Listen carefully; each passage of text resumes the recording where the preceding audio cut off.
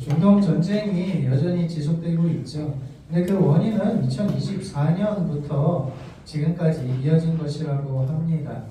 전쟁이 이제 오래 되면 될수록 그 피해의 영향은 점점 더 그 중동 지역을 넘어서 전 세계적으로 분명 확산될 겁니다.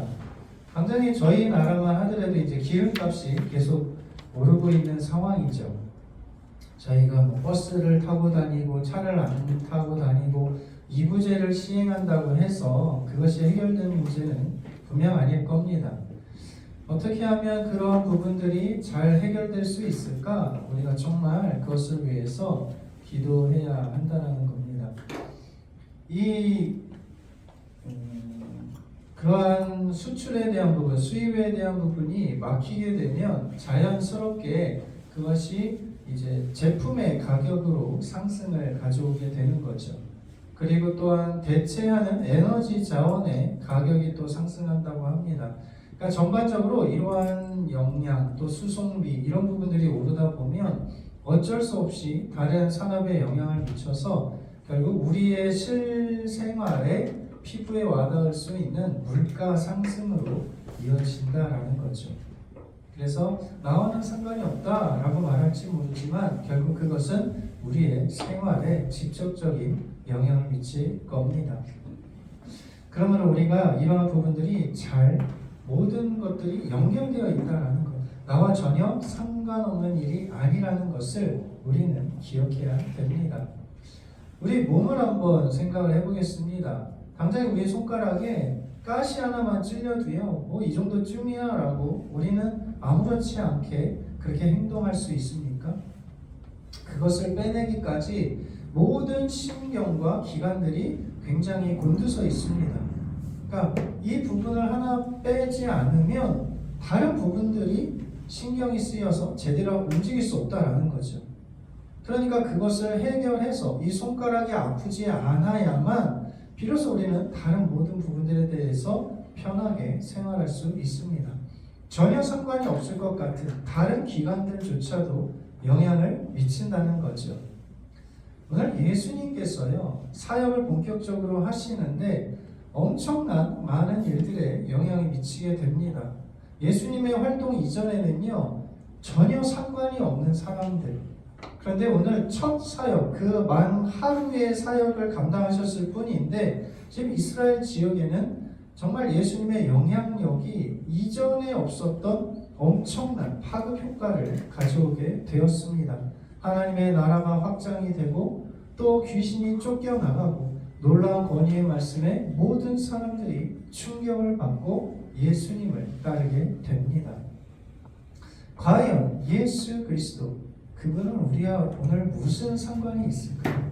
어떻게 하면 우리가 예수 그리스도와 깊은 좋은 관계를 맺으며 살아갈 수 있을까요? 우리가 오늘 말씀을 통해서 함께 살펴보도록 하겠습니다. 오늘 본문 말씀에는 세 가지 부분이 기록이 되어 있습니다. 회당에서 가르치시면서 귀신 들린 자를 고치시는 것, 두 번째는 시몬의 장모의 열병을 치유하신 것, 그리고 마지막으로 수많은 귀신 들린 자들, 병자들이 예수님께 나와서 고침을 받았던 사건이 기록되어 있습니다. 그런 사건을 통해서 하나님의 나라가 급속하게 퍼지는 것을 우리는 볼 수 있습니다. 함께 살펴보도록 하겠습니다. 21절, 22절에 이렇게 이야기합니다. 첫 번째로 예수님이 안식일에 회당에 들어가 가르치셨다라는 거죠. 근데 사람들의 반응이 뭐냐면 그의 교훈에 놀랐다. 그 이유가 뭐냐면 권위 있는 자와 같았고 서기관들과 같지 아니했기 때문이다 라는 거죠. 예수님의 가르침은 이전 지금까지 가르쳤던 서기관들의 교훈과는 전혀 다른 놀라운 가르침이었다라는 겁니다. 도대체 뭐가 달랐을까요? 예수님의 가르침과. 잠깐 한번 살펴보시면 예수님의 가르침은요, 그래도 이제 이 불쌍한 백성들, 이스라엘을 위한 진심을 담은 설교를 하셨을 겁니다. 그리고 그들이 정말 변화되기를 원했을 겁니다. 그리고 상황에 맞는 그들의 일상의 다양한 예와 필요한 부분들을 언급을 하셨습니다.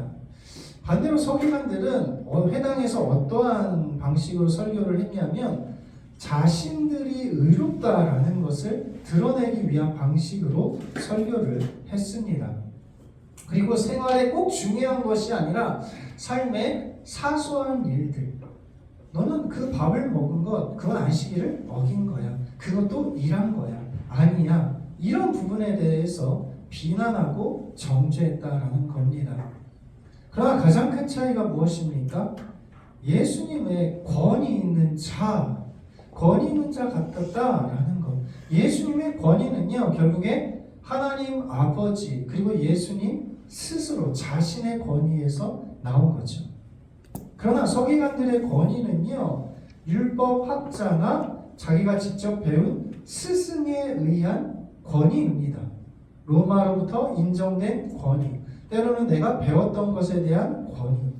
그러나 예수님은 하나님 아버지로부터 직접적인 권위, 그리고 예수님이 하나님이시라는 그 하나님 되심에서 나오는 권위, 그 권위에서의 놀라운 차이가 일어났다라는 겁니다.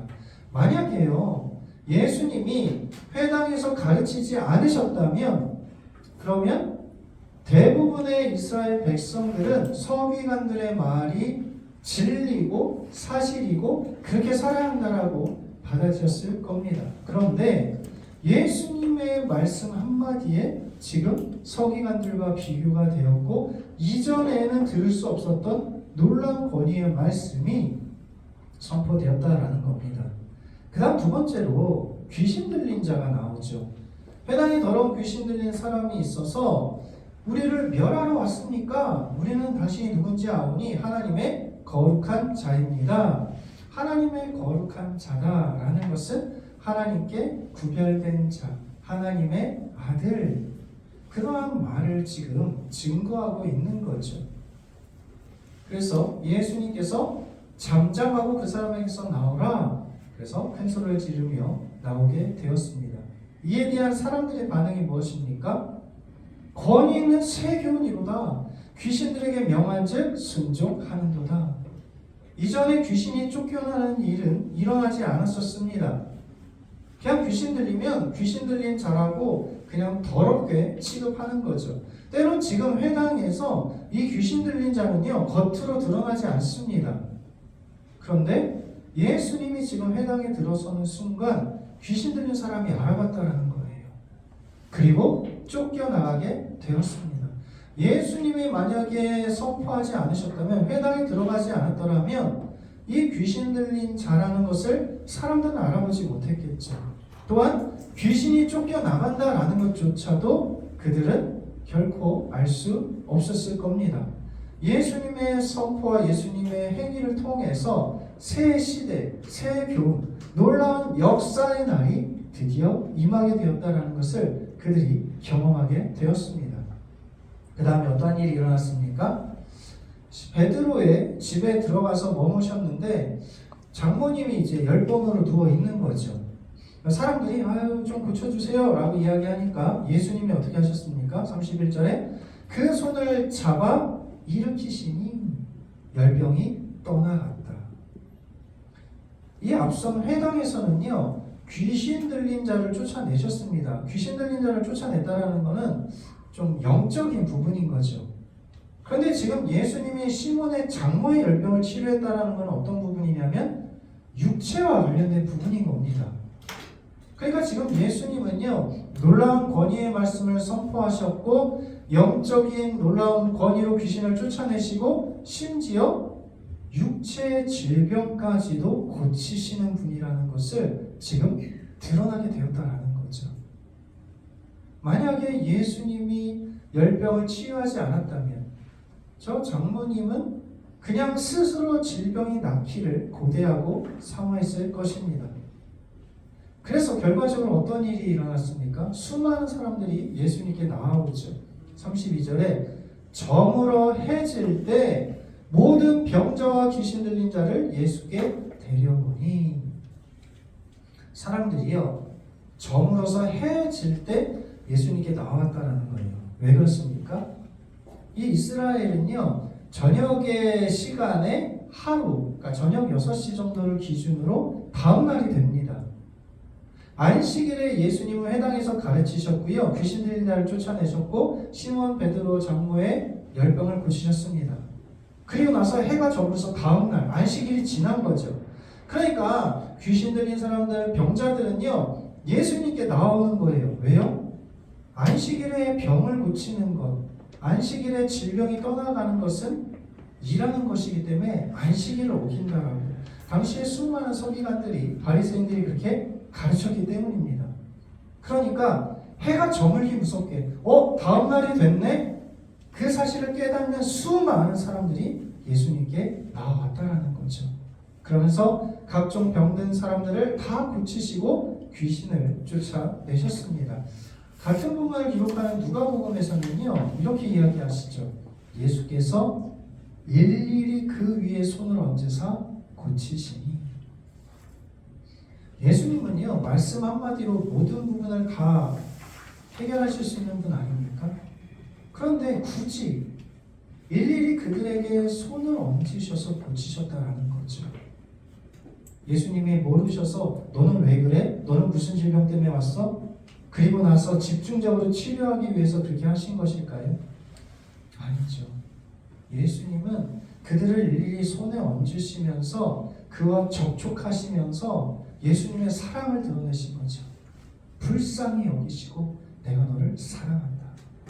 다른 모든 사람들은 너희를 받아주지 않을지 모르지만 너의 그 질병에 대해서 안타깝게 여기면서 그러나 정작 너희들에게 해줄 게 아무것도 없지만 내가 너를 붙드니 내가 너를 잡아 일으키니 너가 힘을 내라. 위로하시고 회복시키시는 그러한 예수님의 모습을 우리가 살펴볼 수 있습니다. 예수님이 오시기 전에 만 하루 만에요 이 놀라운 역사가 일어나자 지금 가버나움 지역에 수많은 귀신 들린 자들, 병자들, 말씀에 놀랍게 깨달은 자들이 예수님께 나왔다라는 거죠. 단 하루의 사역만으로 새 시대, 새 교훈의 놀라운 역사는요 예수님의 단 한 번으로 파급 효과는 엄청나게 일어났다라는 거예요. 하나님의 나라에 대해서 예수님이 그래서 어떤 비유로 가르치셨습니까? 마가복음 4장 34, 32절에 하나님의 나라를 어떻게 비교하여 무슨 비유로 나타낼까? 겨자씨 한 알과 같다. 땅에 심길 때는 모든 씨보다 작은 것이로되 현미경으로 봐야 그 겨자씨 한 알이 보이거든요. 심긴 후에는 자라서 모든 풀보다 커지며 큰 가지를 내나니 공중의 새들이 그 그늘에 깃들 만큼 되느니라. 이게 바로 하나님 나라인 거예요. 단 한 번 심기셨을 뿐인데 예수님의 선포한 그 하나님의 나라로 인해서 귀신의 세력이 쫓겨나가고 육체의 질병이 떠나가고 놀라운 권위의 말씀이 이전의 옛것들을 새롭게 하시는 그 하나님의 놀라운 영향력이 지금 선포되었다는 겁니다. 여러분 예수님의 사역이 이 땅에 오셔서 3년간의 사역 그것만으로 끝났습니까? 그 이후에 제자들에게만 끝났습니까? 아니죠. 그 이후에 제자들은요 목숨을 걸고 땅끝까지 복음을 전했고요. 로마가 결국 무너진 이유는 무엇입니까? 수많은 사람들이 사자밥이 되고 불에 타 죽으면서도 찬송을 하고 용서하고 사랑하라고 아버지 저들이 당신이 하는 짓을 알지 못해서 그런 겁니다. 용서해 주십시오. 도저히 이 사랑을 견딜 수가 없는 거죠. 그게 로마 시대에 끝났습니까? 오늘 이 시대 땅끝까지도 여전히 복음은 증거되고 선포되고 있습니다. 그래서 하나님의 나라는요 결국 심긴 후에 자라서 모든 것들보다 커질 것이고 큰 가지를 내서 오히려 공중의 새들이 깃들 만큼 하나님의 나라는 결국에 온 세계 열방에 증거되고 선포될 것입니다. 오늘 우리들에게도 마찬가지죠. 작년에 그 다니엘 기도회에서요 안소영 전도사님이 이제 간증을 했었습니다. 저분이 누구냐면 신천지 이제 서울 야고보 지파 지역장이었습니다. 굉장한 사람인 거죠. 한번 보세요. 만약에 저 동영상에 자기가 빠졌는지 어떻게 빠졌는지 그 질문을 하는데 한 번도 대답을 못 하거든요. 그렇다고 저분이 무슨 날라리 신자였느냐? 아니라는 거예요. 모태 신앙이었고 정말 부모님이 말씀을 요절을 외우지 않으면 밥을 먹이지 않았고 아침에 일어나서 예배를 하고 정말 철저하게 교육받았던 그러한 자매였습니다. 그런데 어느 날 친한 친구가 그 신천지에 빠진 것 같은 그런 부분으로 이야기를 했다라는 거예요. 그래서 내가 좀 내 친구를 구원해야 되겠다 싶어서 다음날 용감하게 그 신천지 전도사를 만났다는 거예요. 그런데 신천지 전도사가 성경을 가지고 요목조목 따지면서 이야기하니까 자기가 단 한 번도 반박할 수 없었다는 거죠. 그리고 결국 그게 진리인 것처럼 깊이 빠져들게 되었고 그 이후에 열심히 성경 공부를 하고 그렇게 전도하는 데 힘썼다는 겁니다. 그런데 자기 교회에 알고 보니까 자기 또래의 친구, 자기를 포함해서 3명이 신천지였다는 거예요. 그래서 자기네가 중요한 순간에 빠질 수 있고 교육을 받아야 되니까 그거를 우리가 서로 도와주면서 비밀로 하자고. 그래서 오늘은 친구 집에서 잘 거야, 내일은 저 친구 집에서 잘 거야. 그러면서 부모님의 그러한 부분을 피했다라는 거죠. 그리고 서로 어떻게 다짐했냐면, 야, 나중에 혹시 우리가 부모님께 들켜가지고 저기 막 이단 상담소 이런 데 끌려가고 막 그러면은 그때 우리가 혹시라도 변질될 수 있으니까 그러면 야, 너 이게 잘못된 거야 라고 우리 서로 설득하지 말자고 그렇게 이야기한 거예요. 왜? 그들은 이게 진리라고 생각했으니까. 그런데 시간이 지나고 나니까 두 친구와 연락이 끊겼답니다. 이 신천지는요, 뭐 5분, 10분, 1시간, 30분, 1시간 단위로 보고해야 되는 상황이 있어서 절대 연락이 끊길 일이 없대요. 그런데 친구랑 연락이 안 돼가지고 집화장한테 이야기를 했답니다. 아니, 내 친구들이 지금 연락이 안 된다. 어떻게 된 건지 좀 알아봐 주십시오. 그래서 집화장이 나중에 알아봤더니 친구들이 이제 결국 부모님이 알게 되어서 이단 상담소에 가서 이야기를 듣고 아마 변질된 것 같다. 이제 그렇게 이야기를 한 겁니다. 그러면서 그 집화장이 저 전사님한테 무엇을 부탁했냐면, 너는 신앙이 뛰어나니까, 믿음이 좋으니까 그럼 나중에 너희 부모님이 너를 알 수도 있을 거야. 그러면 너는 그 이단 상담소에 가서 회심한 척 하면서 그들이 어떻게 가르치고 교육하고 그런 상황이 무엇인지 스파이 노릇을 하라고 그렇게 부탁을 했다는 거예요. 그래서 알겠다고, 나는 믿음이 뛰어난 사람이니까. 그래서 내가 스파이 노릇을 해서 그들의 교육과 방법과 환경에 대한 정보들을 알려드리겠습니다. 그렇게 했다라는 거죠. 얼마 지나고 나서요, 아니나 다를까 부모님이 알게 되었고 강제로 그렇게 상담소에 끌려가게 했다고 합니다. 처음에는요, 싸우기도 하고 그들 말에 대해서 비아냥거리기도 하고 듣지도 않고 그러다가 자신이 깨달은 거죠. 난 스파이였지. 그래서 거기서 거짓, 회심한 척 했다라는 거예요. 이게 거짓이었군요. 정말 몰랐습니다. 이제 알았습니다. 이게 진리군요. 그래서 거짓 회심한 척 하면서 그때까지 계속 많은 정보들을 공유했다라는 거죠. 그런데 회심을 한 다음에요, 저들이 이제 일반 교회에 들어가기 전에 교리 교육을 하게 돼 있다고 합니다. 그래서 그냥 흘려만 듣던 교리 교육을 듣다가 어느 날 이제 로마서 말씀을 접하게 된 거죠. 3장 20절에 율법의 행위로 그의 앞에 의롭다 하심을 얻을 육체가 없나니 율법을 하는 죄를 깨달음이니라. 지금 내가 되게 열심히 해서 나는 구원을 얻으려고 하고 구원을 받으려고 하고 있는데 그 율법의 행위로 노력으로 의롭다 하심을 얻을 육체가 없다고? 그 사실이 깨달아졌다는 거예요.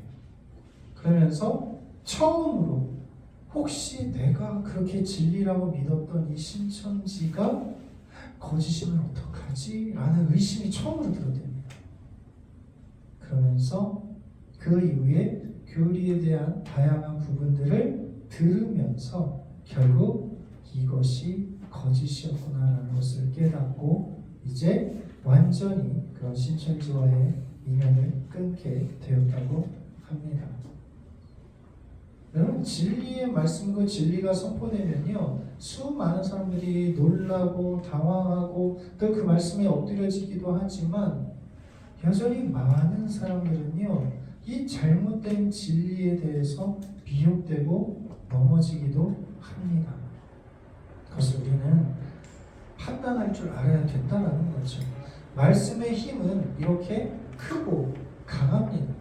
히브리서 말씀 볼까요? 4장 12절 13절 우리가 잘 아는 말씀이죠. 하나님의 말씀은 살아있고 활력이 있어 좌우의 날선 어떤 검보다도 예리하여 혼과 영과 관절과 골수를 찔러 쪼개기까지 하며 마음의 생각과 뜻을 판단하니 지으신 것이 하나도 그 앞에 나타나지 않음이 없고 결산을 받으시기에 눈앞에 만물이 벌거벗은 것 같이 드러나느니라. 하나님의 말씀은요, 살아 역사하며 검보다 예리해서요, 사람을 유일하게 변화시킬 수 있고 그의 인생을 변화시킬 수 있고 지옥에서 천국으로 하나님의 자녀로 변화시킬 수 있는 유일한 말씀입니다. 아멘. 그 말씀을 우리는 사모하며 그 말씀이 진리인가 정말 그러한가 고민하면서 정말 말씀을 사모해야 될 줄 믿습니다. 그런데 우리가 한 가지 좀 살펴볼까요? 예수님이요, 귀신에게 잠잠하라 라고 그렇게 선포하셨다는 거예요. 회당의 귀신에게도 꾸짖어 이르시되 잠잠하라. 그리고 34절에 수많은 귀신 들린 자가 왔는데 내쫓으시면서 뭐라고 얘기하셨냐면 귀신이 자기를 알므로 말하는 것을 허락하지 아니하시니라. 왜 귀신에게 잠잠하라고 허락하지 않으셨을까요? 그들이 거짓을 말했습니까? 아니요, 진리를 말했습니다. 하나님의 거룩한 자입니다, 하나님의 아들입니다 라고 고백했거든요. 그런데 왜 예수님이 귀신들에게 잠잠하라고 말씀을 하셨습니까? 그 이유가 뭡니까? 귀신이 뭐라고 대답을 하고 있나요? 24절에 나사렛 예수여, 우리가 당신과 무슨 상관이 있나이까? 그러니까 지금 우리가 당신과 무슨 상관이 있습니까? 라고 말하는 것은 어떤 부분이에요? 우리는 당신과 상관이 없습니다. 지금 그 얘기를 하고 있는 거예요. 이들이 지금 뭐라고 고백을 했어요? 당신은 하나님의 아들이십니다, 하나님의 거룩한 자입니다 라고 고백을 했는데, 그런데 정작 귀신들은 뭐라고 얘기하고 있어요? 그러나 당신은 우리와 상관없습니다. 나는 당신을 따르지 않을 겁니다. 지금 그 얘기를 하고 있는 거예요. 수많은 질병을 걸린 사람들, 귀신 들린 자가 예수님께 나왔어요. 그들이 예수님과 무슨 상관이 있기에 나왔습니까? 그들이 나온 목적이 뭐예요? 육체의 질병이 치유되기 위해서, 귀신 들린 자가 쫓겨나가기 위해서 예수님께 나온 거예요. 그게 예수님과 관계하려는 목적인 거죠. 하나님의 거룩한 자이기 때문에, 하나님의 놀라운 복음이기 때문에 예수님을 따른다는 게 아니라는 거예요. 예수님에 대해서 알고는 있지만 그러나 하나님의 거룩한 자라고 인정하기 싫다는 겁니다. 제가 목사인데 성경을 너무나 잘 알아요. 말씀을 너무나 잘 알고, 그래서 여러분들에게 예수님을 가르치고 증거하는 그런 목사로서 지금 제가 여기 있는데, 근데 정작 제가 예수님을 믿지 않아요. 예수님을 인정하지 않아요. 그냥 나에게 직업을 주신 분, 그냥 내가 열심히 공부하고 연구해서 그냥 여러분들에게 선포하는 그런 부분으로만 제가 이 자리에 있다면 저는요, 예수님과 크게 상관이 없는 자예요. 오늘 여러분은 무슨 상관이 있습니까? 예수님과? 여러분, 과연 예수님과 무슨 상관이 있으세요? 예수님은 나에게 어떤 분이십니까? 질병을 치료하는 분? 귀신이 쫓겨나가는 그런 기적을 행하시는 분? 아니면 그냥 우리 부모님이 믿는 그런 분? 만약 우리가 그렇게 잘못 왜곡된 부분으로만 우리가 예수님을 믿는다면요, 예수님께서 우리에게 뭐라고 얘기하세요? 너 잘못 알고 있어. 잠잠해. 나는 그런 사람이 아니야. 나는 너와 그렇게 관계 맺으려고 이 땅에 온 사람이 아니야.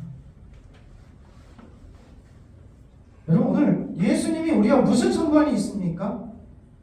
예수님의 죽으심, 기적을 행하심, 귀신이 쫓겨나는 것, 놀라운 권위의 말씀, 그 하나하나가 우리와 상관이 있는 거예요. 그 하나하나 모든 부분들이 우리와 직접적으로 관련이 있는 겁니다.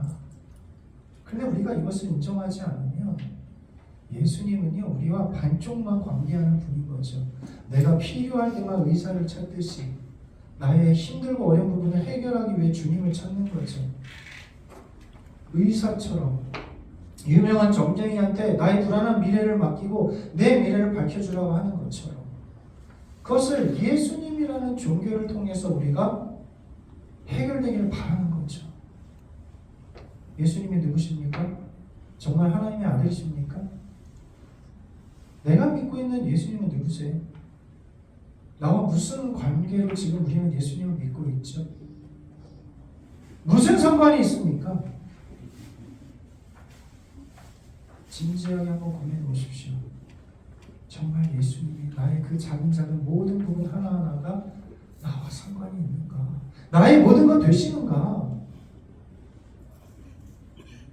다른 사람을 그냥 보기에 그냥 그렇게 우리가 귀신 들린 자처럼, 질병을 치유받기 위해 나온 자처럼 우리가 그러한 부분으로만 주님과 관계를 맺으려고 한다면 우리 주님은 너 예수님 전하지 마. 너 잠잠해. 그렇게 우리들에게 말씀하실지도 모릅니다. 가장 좋은 관계를 맺는 방법이 뭡니까? 지금 시몬 베드로의 장모의 열병을 치유한 뒤에 그의 행동이 어떻게 변했습니까? 31절에서 보시면 열병이 떠나고 여자가 어떻게 했어요? 그들에게 수종드니라. 고쳐주신 예수님께 수종들었다고 말씀하고 있지 않아요. 그곳에 찾아온 모든 자들에게 수종들었다, 섬겼다라는 거죠. 왜요? 예수님이 단순히 병을 떠나가게 하신 분이 아니라 나의 모든 부분이 되어 주셨으니까. 비록 나의 질병 하나만 떠나갔지만 그 장모가 깨달은 예수님은요, 하나님의 거룩한 자고 나의 모든 것 되신다는 것을 알기에 그 사랑에 감사하며 그냥 예수님만 섬기는 게 아니라는 거예요. 그곳에 있는 모든 사람들을 다 섬기는 섬김의 모습을 보였다라는 거죠. 예수님이 우리와 무슨 상관이 있습니까? 나의 모든 것 되시는 분입니다. 나의 유일한 구원자십니다. 여러분, 정말 그 사실이 깊이 깨달아지면요, 그럼 우리는 그것을 주님을 사랑하며 그리고 다른 사람을 섬김으로 나아가야 되는 겁니다. 그게 바로 예수 그리스도와 상관 있는 자들의 모습인 줄 믿습니다. 사랑하는 성도 여러분, 진지하게 고민해 보십시오. 예수 그리스도 정말 나와 무슨 상관이 있는가? 정말 내가 예수 그리스도를 증거하고 선포하는 그 이야기, 그 말에 주님도 기뻐하시는가? 너 잘못 알고 있어. 잠잠해. 지식적으로는 알고 있지만 그러나 내 마음은 주님의 모든 것을 받아들이지 못하고 있지는 않는지 우리 자신을 돌아보기를 소망합니다. 백화점에 오래 근무한 분들을 보면요, 손님이 딱 오는 순간 저분이 살 사람인지 아닌지를 분별할 수 있다고 합니다. 그러니까 딱 들어왔을 때 저 사람은 살 사람이 아니네? 그러면 형식적인 부분으로 이렇게 접대를 한다는 거예요. 그리고 옷이 좀 허름하고 그냥 조금 초라해 보인다 할지라도 저 사람은 살 사람이네 라는 느낌이 오면 정성을 다해 최선을 다해 그 사람을 접대한다고 합니다. 그럼 그 사람이 산다라는 거죠. 왜요? 결국 그 백화점에 근무하시는 분의 그 손님과 관계하는 목적은 말 그대로 물건이 팔기 위함이니까. 그래서 관계를 하고 잘해주는 거죠. 여러분, 오늘 우리는 왜 세상을 섬기고 사랑해야 됩니까? 예수님이 나의 모든 것 되시기 때문에, 주님이 나의 모든 부분과 상관이 있으시기 때문에 우리가 기쁨으로 섬기는 거예요. 나에게 그냥 작은 거 하나만 해주시는 분이고 나와 상관없는 분이라면 여러분, 우리는 그런 사랑으로 섬길 수 없습니다. 세상을 변화시킬 수 없어요. 우리에게 그만한 힘과 능력이 없거든요. 예수 그리스도를 의지하지 않으면 그런 능력은 결코 우리에게 일어나지 않습니다. 주님의 죽음도, 주님의 가르치심, 주님의 부활, 그 모든 부분이 여러분 우리와 상관이 있으십니까? 그의 죽음이 나의 죽음입니까? 그의 부활이 나의 부활이십니까? 여러분, 이제 당당하게 주님을 사랑하고 이웃을 섬기는 사랑으로 흘려보내시기를 소망합니다. 그 사랑과 섬김을 통해서 주님이 우리에게 말씀하실 겁니다. 너는 나의 아들이야. 너는 나와 상관 있는 자야. 당당하게 나를 계속 증거하고 전하려. 주님이 오늘 우리에게 원하시는 것은 나의 모든 부분을 주님이 주신 것으로 인정하고 그렇게 관계 맺고 주님을 사랑하며 섬기기를 소망합니다. 사랑하는 한 주간 주님의 그 사랑으로 세상을 섬기시고 주님과 깊은 관계 가운데 주의 영광 가운데 살아가실 수 있는 저와 우리 모두에게 주의 이름으로 축복합니다.